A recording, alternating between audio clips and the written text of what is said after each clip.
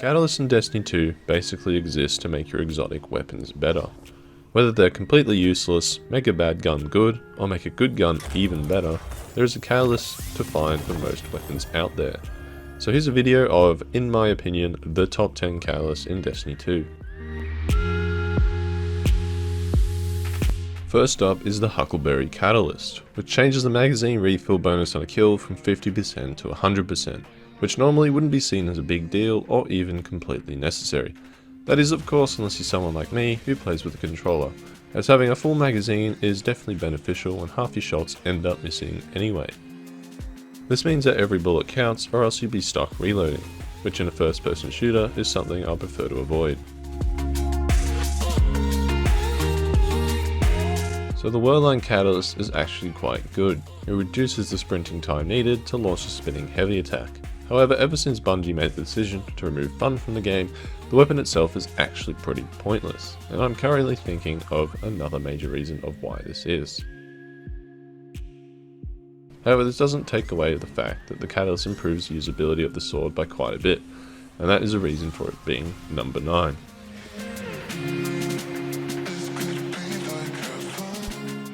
When I heard that Acrius got itself a catalyst that increased the magazine size, I thought, hey, that would be nice. So looking at the pitiful number of 2, I thought that an increase to 4 would be pretty acceptable. Turns out it actually triples to 6. I suppose this is kind of necessary in case you ever find yourself in a room with 6 mini-bosses.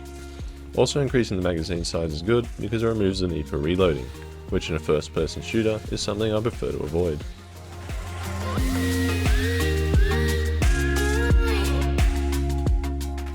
So Witherhoard is a weapon that deals damage over time on a direct hit or creates an area of damage over time if you miss.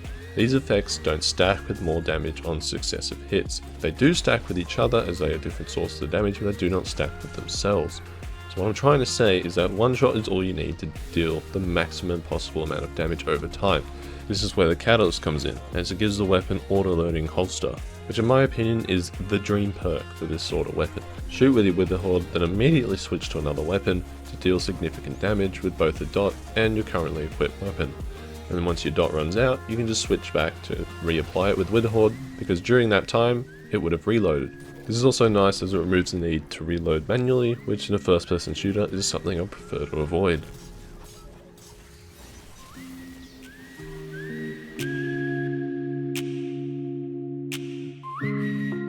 The Eriana's Vow Catalyst took me about 3 in-game seasons to complete, because some moronic game developer thought it was a good idea to have me do 400 Vanguard strikes. And I'm not exactly joking either.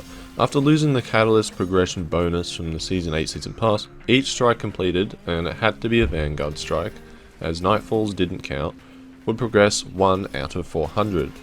However, Crucible and Gambit also advanced progress, and luckily Trials of Osiris also counted, as that was where I got most of my progress done in the end.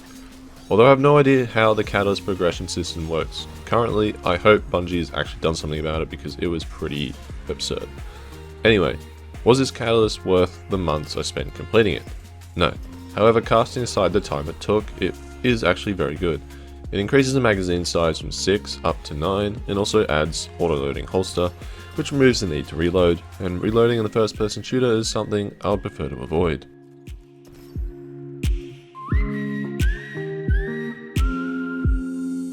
So Lumina is a hand cannon that doesn't get used that much, despite it having an extraordinarily powerful healing effect called Nova Rounds. The problem with that though is in order to get Nova Rounds you need to kill something first. I remember bringing Lumina into my first heroic menagerie, only to find basically every enemy had yellow health bars and primary weapons were essentially useless. This meant I couldn't actually heal anyone, as I was relying on grenade, special and heavy in order to kill things. This was also before the Catalyst was released, when Lumina kills only drop 1 remnant for a noble round, so when I did eventually kill something, I would then value that noble round more than my teammates' life.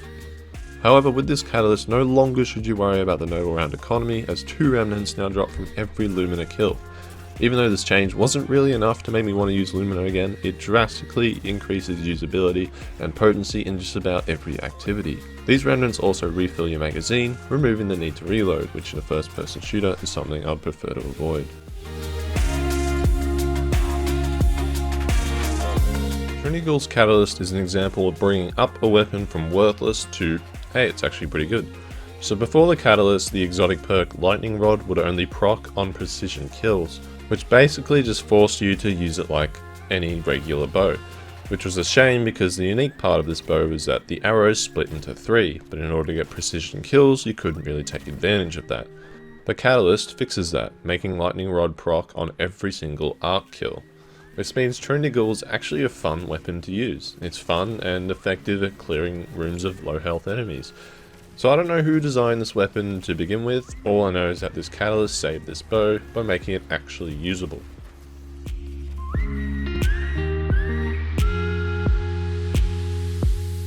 Now I'll be honest, these last 3 catalysts on my list are all pretty boring, as they all basically do the same thing, increase the weapon's DPS. Izanagi's catalyst increases the damage a ×4 honed edge shot will do, by 20%, according to my research, as I am unable to test it for myself with the catalyst already completed. That 20% is obviously extremely valuable when it comes to bosses, but just in case you wanted that Thrall extra dead, I guess it's pretty good for that too.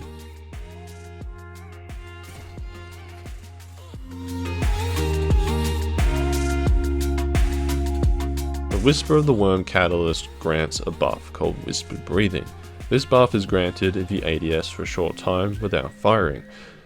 It gives a 25% increase to precision damage and lasts until you zoom out, making it ideal for boss DPS. That's about all there is to it, and I honestly can't think of anything interesting to say, so we'll move on. Now this catalyst probably takes the most amount of effort to acquire and complete. Apart from the Whisper and Outbreak, which are time gated for up to 3 to 5 weeks. It drops from Prestige Spire stars and requires many thousands of kills from the 3 Icarus weapons to complete. So is it worth it? Well, you'd hope so if it's number 1 in this video, and also if it requires so much effort to get.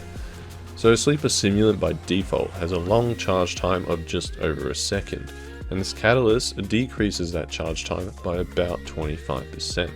What makes this amazing is it brings this hard-hitting, exotic, heavy linear fusion down to the drawing time of a bow, or charging of a fusion rifle. This decrease in charge time simply makes the weapon much nicer to use, less time tracking the target and higher DPS. Even though there are still better DPS options out there, this catalyst definitely brings it in line with the best. So that was my video on top 10 catalysts in Destiny 2. Hopefully it was somewhat enjoyable or informative. Let me know if I left out any catalysts that you value above the ones I listed. Leave a like and I'll see you in the next one.